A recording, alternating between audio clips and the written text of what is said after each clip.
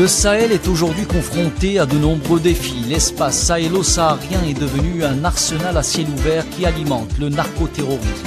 Malgré les crises qui le traversent, le Sahel reste une région extrêmement convoitée. Géopolitique du Sahel est un rendez-vous hebdomadaire dont le but est de mieux comprendre cette région et de cerner les enjeux derrière la rivalité qui oppose les grandes puissances pour son contrôle. L'émission est animée par Leila Gertal sur Radio Ifriqiya FM.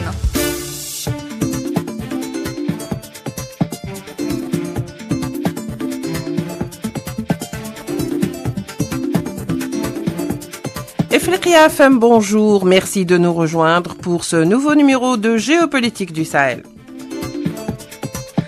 Alors aujourd'hui, nous allons parler de cette fameuse visite du roi Charles, une visite qui a été chahutée par une sénatrice qui est venue lui dire « Vous n'êtes pas notre roi ». On va tout de suite connaître les développements et on va également bifurquer sur le génocide rwandais et les rescapés de ce génocide qui aujourd'hui demande indemnisation. Tout cela, on va le voir tout de suite avec nos consultants et invités sur Ifriqiya FM.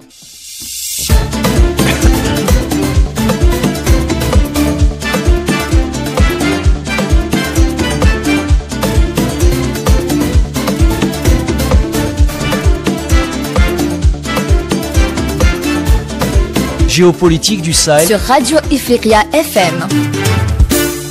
Pour en parler, nous avons le plaisir d'accueillir avec nous Gamal Abina, expert en questions internationales. Bonjour Gamal Abina, en direct de Paris. Bonjour, merci pour l'invitation encore une fois. Alors, le roi Charles III, chahuté par une sénatrice lors de sa visite au Parlement australien, il était parti sûr de lui, en terrain donc conquis. Il ne s'attendait certainement pas à voir cette sénatrice sortir un peu de nulle part pour lui dire « Vous n'êtes pas notre roi et que ces terres ne vous appartiennent pas et que vous devez absolument réparer ce que vous avez occasionné comme mal à cette population. » C'est un peu courageux, pour ne pas dire un peu, c'est courageux de la part d'une représentatrice ou représentante de l'Australie. Au fait, c'est une vérité qui maintenant commence à surgir, Gamal Abina. Oui, tout à fait. L'idée selon laquelle le Commonwealth, qui est constitué de 56 États, serait donc cette fameuse couronne d'Angleterre à la tête de tous ces États, de façon symbolique pour la plupart du temps, mais avec un assujettissement évident. On parle de l'Australie, mais on parle aussi du Canada, on parle de beaucoup de pays africains. Eh bien, cette idée-là, effectivement, est battue en brèche par certaines personnes qui sont issues, effectivement, de ces peuples qui ont été colonisés, qui sont issus de gens qui luttent contre la colonisation et qui considèrent que, à juste titre, la couronne d'Angleterre, qui a fait beaucoup de mal, on parle beaucoup de la question, évidemment, de la colonisation, mais avant cela, la question de l'esclavage, eh bien, la couronne d'Angleterre n'a pas le droit de citer dans ces pays. C'est une forme d'émancipation volontaire et ils considèrent, effectivement, que d'être sous la légence, littéralement, de la reine ou du roi d'Angleterre aujourd'hui, pose problème à ces pays. Oui. On avait un petit problème avec Gamal. Oui. Vous m'entendez ou pas? Oui, Gamal, on vous entend. Oui, allez-y. Oui, donc je vous disais. Vous m'entendez? Oui, allez-y. Excusez-moi. Donc oui, je disais, le problème, ce qui se pose, c'est que effectivement, ces pays qui étaient sous la couronne d'Angleterre, aujourd'hui, commencent à manifester leur désapprobation de ces politiques passées, les 400 ans, évidemment, de colonisation et de traite négrière, et surtout le fait que l'Angleterre ne reconnaisse pas et ne veuille pas demander pardon pour ces crimes qui ont été commis et perpétrés, et qu'elle continue à se positionner comme étant le grand argentier. Il y a aussi, on sait que c'est la City qui est placée là-bas, et le grand ordonnateur de ces pays qui sont sous la couronne d'Angleterre. Je parle évidemment du Canada, de l'Afrique du Sud, de l'Australie et de beaucoup de pays qui dépendent encore, ils sont 56 de ce Commonwealth.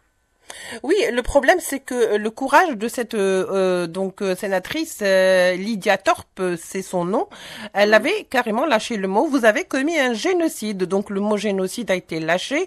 C'est le cas. Il faut dire que ces puissances ou ces anciennes puissances coloniales, lorsque elles existaient, elles sévissaient en Inde pour ce qui est de l'Angleterre par exemple, et en Afrique pour ce qui est de la France. Et on va revenir parce qu'on va faire tout de suite le lien avec ce qui s'est passé en Algérie.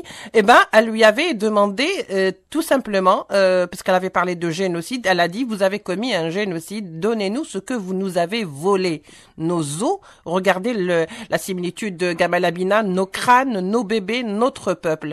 C'est quand même fou la ressemblance ou le point commun de toutes ces anciennes puissances coloniales avec ce qu'ils ont fait dans les pays qu'ils ont colonisés. Oui, tout à fait. D'abord, ça commence par un racisme qui est né en Espagne. Les gens ont du mal à dater le racisme. Le racisme, le principe du racisme, ce n'est pas la xénophobie. La peur de l'étranger, c'est une réaction légitime et normale pour n'importe quel peuple, n'importe quel pays ou même n'importe quel village.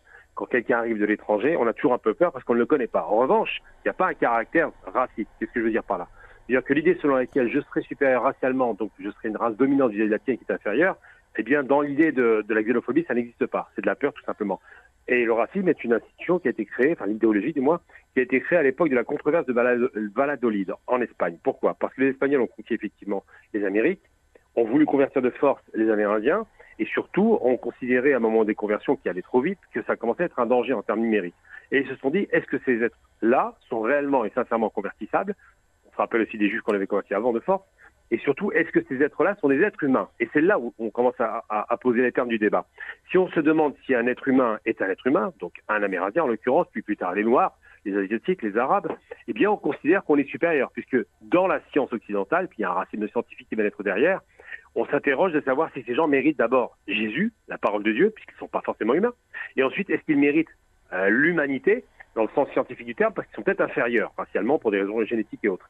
Et donc, ça s'est posé très rapidement, et l'Angleterre n'était pas la dernière dans l'histoire, évidemment, la France et l'Angleterre particulièrement, et en se déployant, en sortant de leurs frontières, en envahissant le monde littéralement avec des crimes barbares, des massacres à répétition et des génocides, on peut le dire, il n'y a qu'un problème, ça a commencé par les Amériques, eh bien, on s'est rendu compte, effectivement, que ces peuples-là utilisaient des méthodes extrêmement violentes et sauvages, qu'ils ne faisaient aucune différence entre les civils et militaires, mais surtout qu'ils massacraient à grande échelle. Pourquoi? Simplement pour aller voler leur richesse. C'est de la rapine, c'est du vol, c'est des massacres permanents. Et c'est une façon de déshumaniser, considérer qu'on peut faire ce qu'on veut d'une personne, puisque de toute façon, c'est pas un être humain. Et à partir de là, quand on a animalisé les gens, eh bien, on reproduit systématiquement les mêmes méthodes. La méthode de massacre de masse, la méthode d'enfumade pour l'Algérie, la confiscation des corps. On se rappelle de l'histoire de la Vénus autantote qui a été exposée comme une bête sauvage, quoi. On se rappelle des expositions universelles où il y avait les os humains. Les os humains, c'est les êtres humains qu'on mettait dans les os, qu'on exposait comme des animaux. Eh bien, tout ça participe du principe racialiste, essentialiste et surtout suprémaciste occidental. Ahmed Kateb, bonjour, merci de nous rejoindre. Bonjour. Alors, bonjour Leïla. oui, alors Ahmed, selon votre point de vue aujourd'hui, comment faut-il qualifier ce qui s'est passé en Australie avec le roi Charles et cette sénatrice autochtone qui demande donc réparation et que demande un traité? Elle lui a dit, nous n'avons jamais eu de traité, il nous faut un traité. Alors, finalement, c'est une prise de conscience de ces anciennes puissances coloniales qui se font rattraper par l'histoire, eux qui croyaient s'en être sortis? Tout à fait. Je pense qu'on est dans une logique décoloniale d'abord, parce que cette sénatrice australienne, donc originaire d'Australie, a dit tout haut et bien fort ce que son peuple a subi durant tous ces siècles de colonisation. Oui. Et ça, c'est très important de le souligner. Autre chose, il est totalement impossible de penser cette réflexion, cette réplique en dehors d'un contexte assez global.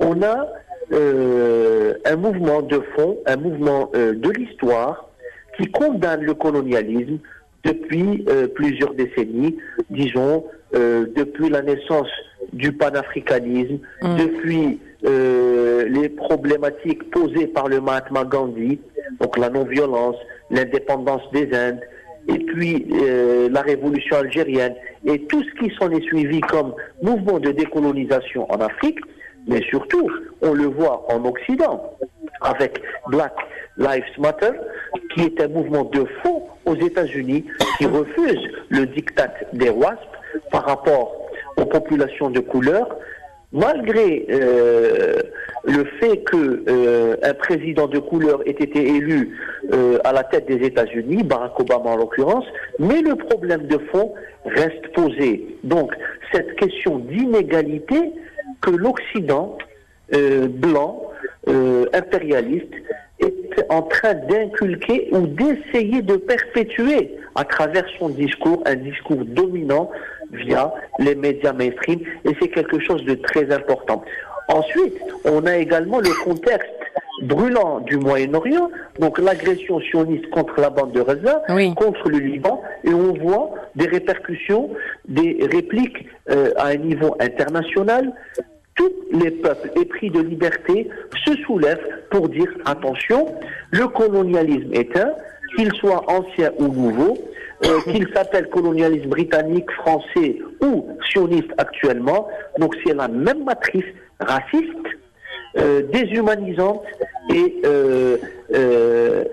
inégalitaire par essence et par définition. Oui. C'est pour ça que le geste de cette sénatrice australienne est très important aujourd'hui. Et très puissant également. Au fait, on pourrait dire, certains pourraient dire, on va le dire, Gamal Abina, certains pourraient dire que c'est du passé, maintenant il faut regarder vers l'avant. Certes, c'est vrai, mais il est vrai aussi que ces populations actuelles, aujourd'hui autochtones en Australie, en Nouvelle-Zélande, ou en Inde, ou en Afrique, éprouvent le même sentiment, à savoir que les répercussions de ces anciennes puissances coloniales et le mal qu'ils ont fait à ces pays, on le voit aujourd'hui de nos propres yeux. On voit ce qui se passe à Raza. À Raza, c'est aussi le résultat d'un partage de deux puissances coloniales ou de plusieurs puissances coloniales, qui a donné une entité sioniste qui existe au Moyen-Orient, qui n'est ni occidentale, ni orientale, et encore moins, je ne saurais quoi dire. Donc finalement, aujourd'hui, il est réellement, on observe réellement un véritable mouvement d'éveil de ces petits-enfants, justement, de ces pays colonisés, qui ne se laissent plus impressionner par les héritiers de ces puissances coloniales finalement. Tout à fait. Il y a une chose qu'il ne faut pas perdre de vue, c'est que même à Gaza, quand on voit ce qui se passe à Gaza, c'est un massacre de masse qu'on peut appeler aujourd'hui génocide, parce que quand les gens ne peuvent pas sortir d'un endroit et qu'on les massacre, qu'on les bombarde du matin au soir, qu'on assassine jusqu'à une dessinatrice récemment qui a été tuée alors qu'elle était totalement pacifiste. Et l'intention était claire, hein. On l'assassine parce qu'elle a fait un dessin qui dénonce les crimes. Eh bien, ça dit des choses sur la mentalité de ces gens-là. Alors, ce sont des Occidentaux. Moi, je dis pas que ce ne sont pas. C'est vraiment le bras armé de l'Occident, ce que voulait Théodore Herzl. C'est le bras armé de l'Occident dans la région parce qu'ils ont besoin de contrôler la région, parce qu'il y a une obsession sur le Moyen-Orient qui date de l'époque, effectivement, des croisades. C'est la 9e croisade aujourd'hui qu'on observe, sous couvert, soi-disant, d'un retour d'un peuple sur sa terre, alors que ce sont des Khazars qui n'ont rien à voir avec l'Orient. Mais c'est vrai que ce sont des Occidentaux qui sont là pour dominer, qui sont là pour écraser, qui n'ont aucun respect de la vie humaine et qui se considèrent, je cite un des plus grands criminels actuels, Netanyahou, nous sommes le peuple de la lumière. Vous imaginez le niveau de débilité du personnage de dire une chose pareille. Il récupère juste les termes nazis, mais il transforme arien en lumière. C'est pareil. Et donc, quand ils massacrent en masse, qu'est-ce qu'ils disent? Ils disent non seulement qu'ils sont le peuple de la lumière, mais surtout, et c'est plus important, ils disent que les Palestiniens sont les animaux humains. Smotrich, Ben Gvir, tous ces gens-là partagent la même idéologie. Ce sont des racialistes, des racistes, des suprémacistes qui se prennent pour le peuple de la lumière. Et donc, quand on massacre à Gaza, tout comme quand on a massacré dans les colonies, tout comme quand on a créé l'esclavage de masse et le massacre de masse, on donne des chiffres rapidement. Les Amérindiens, on estime qu'il y a entre 100 et 200 millions d'Amérindiens du nord au sud qui ont été massacrés par les 4 grandes puissances de l'époque maritime, qu'on appelait donc les thalassocraties. C'était quoi? C'était Espagne, Angleterre, France et Portugal. Alors France-Angleterre sur le nord de l'Amérique, c'est la proximité géographique, et Portugal et Espagne se partagent le sud.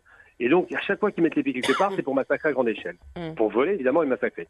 Et à côté de cela, cette continuité ne s'est pas arrêtée. Ils avaient déjà commencé en Asie, évidemment. En Afrique, ils ont non seulement d'abord commencé par se servir des hommes, ils en ont fait une traite négrière qui a une centaine de millions d'individus qui ont été transportés par voie de cale de navire, donc dans des conditions atroces. 90% de ce qu'ils appelaient de la marchandise, parce que ce n'était pas les êtres humains évidemment, 90% de cette marchandise mourait dans les cales, parce qu'elles étaient des conditions atroces de voyage, elles mouraient dans les cales et étaient jetées à la mer. L'Atlantique est le plus grand cimetière humain au monde. Et cela, on comprend que les descendants de ces peuples-là, quels qu'ils soient d'ailleurs, qu'ils soient arabes, asiatiques ou africains ou sud-américains, qu'ils aient envie aujourd'hui de montrer, d'ailleurs aux aborigènes d'Australie, qui ont été massacrés quasiment en totalité, qu'ils ont envie de montrer un désir pas de vengeance, mais au moins de reconnaissance des crimes et peut-être de réparation. Peut-on réparer une mort? Non. Par contre, que ces États reconnaissent qu'ils ont été des États barbares et criminels parce qu'ils se prennent pour des gens civilisés, ce serait intéressant. Et je crois que le roi d'Angleterre, qui semblait faire un pas dans ce sens-là, ne sait pas le faire parce qu'il ne veut pas le faire.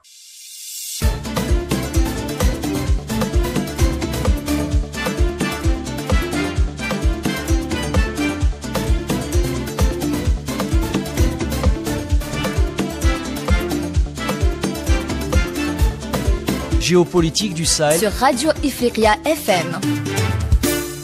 Nous avons nos os, nos crânes, nous avons même nos richesses, notre patrimoine qui a été volé lors de la colonisation française. La même chose en ce qui concerne l'Égypte et la même chose également en ce qui concerne le new colonialisme, c'est-à-dire ce qui s'est passé en Irak aujourd'hui où tout le trésor a été complètement détruit, sans parler, volé plutôt, sans parler de nombre donc de personnes qui ont été tuées. Ahmed Kattab. Oui, de toute façon, c'est un pillage systématique qui est opéré par le colonialisme européen.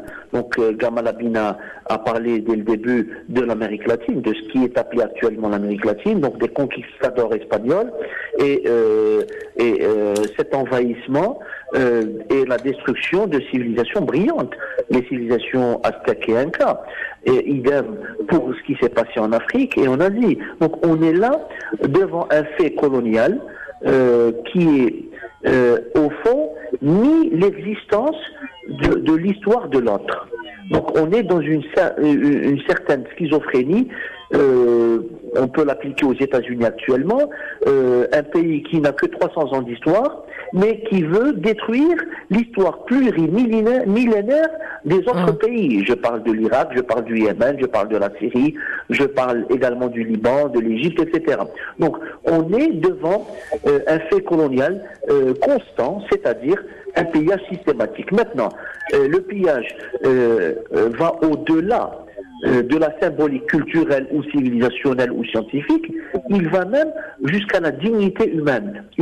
C'est-à-dire, lorsqu'on tue des résistants, lorsqu'on fait prisonnier des résistants, on les emmène vers les métropoles coloniales, vivant dans des cachots ou vers les bagnes, morts, soit décapités en morceaux pour qu'ils soient exposés dans des musées, ce qui est le cas de nos martyrs comme de la des révolte trophées des Araksha, des Ibans en 1848, Oui. de Sherif Abdelmajid Ben Lemdjed dit Boubrla, etc., etc. Ils sont des dizaines et des centaines d'Algériens qui ont été décapités et dont les restes mortuaires se trouvent encore dans des musées français. Heureusement qu'il y a eu déjà le rapatriement, certes symbolique, mais ô combien important, de certains restes mortuaires. Et ils ont été enterrés dans le cimetière, et dans le carré des martyrs du cimetière d'El Alia, dans un moment solennel, national, symbolique très fort.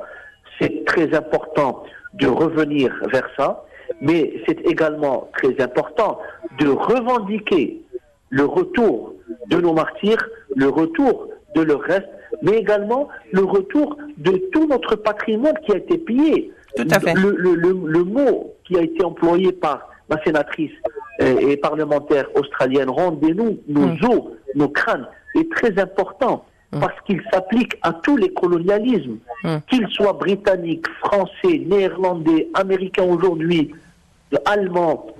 Donc tous sont obligés de rendre et ont le devoir de rendre ce patrimoine humain, civilisationnel, scientifique, historique, archéologique au peuple qui détiennent la propriété. Donc, c'est très important de revenir à cette question et c'est peut-être une question qui doit être soulevée par le Sud global avec beaucoup de sérieux. Dans un moment fort au sein des Nations Unies afin de revendiquer le retour de ce patrimoine pillé par le colonialisme. Il y a aussi les joyaux de la couronne, Gamal Abina. Il faut peut-être revoir aussi ce qui se passe sur la tête de la reine Elisabeth ou ce qui s'est passé par le passé. N'est-ce pas, Gamal? Qui va rendre ces joyaux? Les joyaux de la couronne, autant dire que c'est un mythe. Déjà, ils ont du mal à reconnaître leurs crimes parce qu'on n'est même pas au stade de la reconnaissance. Oui. Ils ne reconnaissent même pas qu'ils ont été des criminels, des barbares. Tout à fait. Ils disent, Ils avaient des missions civilisatrices, voyons donc. Oui, de la part du barbare, la civilisation a toujours une géométrie variable, apparemment. Non, la réalité, c'est qu'ils ont volé beaucoup, évidemment. Bon, on parle des joyaux de la couronne parce qu'on sait qu'un des plus grands joyaux appartient à l'Inde, parfaitement. Il y a des rubis qui ont été volés beaucoup dans ces régions-là. Mais surtout, de ne pas perdre de vue, c'est qu'on a réduit... Alors, moi, j'aime bien pas battre en brèche la propagande dégoûtante qu'on observe en France par rapport à l'Algérie, qui s'imagine que le pays n'existait pas avant leur arrivée, comme si c'était des inventaires. Oui. Et surtout, qui s'imagine, et c'est intéressant, qui s'imaginent avoir civilisé une nation. Une nation qui était de loin plus éduquée. Je renvoie aux travaux de René Vauthier qui explique très bien que les Français avaient à peine 40% d'alphabétisation quand l'Algérie était à 85%. Donc, et quand les Français partent d'Algérie, il reste 15% de faiblement alphabétisés et 85% de gens qui ne savent pas lire et écrire parce que l'école était interdite par rapport au colonialisme. L'autre aspect, c'est de faire croire que les colons ont construit quelque chose là-bas. Quelques rares infrastructures, c'est vrai, pour l'exploitation des richesses et uniquement à leur profit. Mais tout ce qui était construit, même ce qui a été construit, on pouvait penser les colons ont construit. Non. Ce sont les esclaves noirs, africains ou arabes ou asiatiques qui construisaient. Le colon était un feignant par définition, il ne faisait rien. Il se contentait de dormir sous son panier et puis avec un petit verre de jus d'orange, par exemple. Ça vous dit un peu le niveau de... c'est des vrais feignants, de toute façon, ils n'ont pas une tradition de travail, ces colons. Et donc, quand ils se vantent d'avoir construit trois cailloux et d'avoir défiguré littéralement la capitale Alger, moi j'aime bien Alger, mais quand je vois ce front de mer qui est totalement occidental, qui est haussmannien et qui est absolument... Alors, on s'est habitué, c'est vrai, au bout d'un moment, mais si on réfléchit bien sur le fond, mais qu'est-ce qu'elle était belle, la Casbah, avant d'être défigurée. Eh bien, on se pose la question de savoir à quoi servait cette mission, si ce n'est celle de voler, de massacrer, de piller et de se prendre pour l'homme le plus fort. Parce que le problème, c'est qu'il y a un rapport aussi à l'ego, il y a un rapport au racialisme et suprémaciste blanc, et un rapport à l'idée de se dire on est tellement merveilleux qu'on va civiliser les barbares. Alors évidemment, quand on sait que la civilisation est née au Moyen-Orient et en Asie et en Afrique, ça fait rire. Mais bon, quoi qu'il en soit aujourd'hui, ces gens-là refusent catégoriquement de reconnaître leur clé, mais j'ai envie de dire une chose qui est quand même marquante. Comment peut-on arriver à être aussi barbare aujourd'hui que de refuser de rendre des trophées de guerre, parce qu'on parle de trophées, donc c'est très très sale. Des têtes d'êtres humains sont conservées au musée de l'homme, juste comme des trophées. Mais si on faisait ça en Algérie, si on avait gardé une tête de Français, est-ce qu'ils l'auraient accepté? Ils ne l'accepteraient pas. Donc c'est dire un peu la logique de ces gens-là. Ça participe vraiment de la rapine. Je parle même pas du vol des œuvres, je parle même pas de l'épée ou de Bournouz et Mirad Khadr et de toutes les richesses qui ont été volées en Algérie, que les 5 milliards d'or qui ont été volés au Pays d'Alger, qui appartient à l'Algérie. Il y a une dette record tout de même. Bien tout ça a été effacé par quoi? Par un dogmatisme imbécile et une mentalité de s'imaginer être encore dominant alors que la domination commence à avoir échappé. Parfait, Gamal. Alors, je vous donne le dernier mot, Ahmed Kateb. Je voulais juste faire un petit parallèle avec ce qui se passe au Rwanda en ce moment, 30 ans après. Les rescapés demandent à être indemnisés et ont déposé plainte auprès de la justice française qui l'accuse de complicité. Voyez-vous, il y a quand même une sorte d'éveil. Comment vous expliquez cet éveil africain aujourd'hui qui demande réparation? Et on parle du génocide de 94, c'est-à-dire après que le Rwanda était déjà indépendant. Je veux dire que c'est un petit peu des pratiques coloniales qui sont revenues à la charge. Oui, 30 ans après, les victimes du génocide rwandais reviennent à la charge, et à juste titre d'ailleurs, parce qu'ils accusent la France de François Mitterrand d'avoir été partie prenante du massacre, du génocide, et que le peuple du Rwanda tout entier a le droit de répondre, et le peuple rwandais a le droit d'avoir des réparations de la part de la France. Tout à fait. Je vous remercie beaucoup, Monsieur Ahmed Kateb. Je rappelle que vous êtes consultant Ifriqiya FM, professeur universitaire. Merci également à notre invité Gamal Labina qui était en direct avec nous depuis Paris, expert en questions internationales. Au revoir. Je vous dis donc au revoir, bien sûr, et à bientôt pour un nouveau numéro de Géopolitique du Sahel.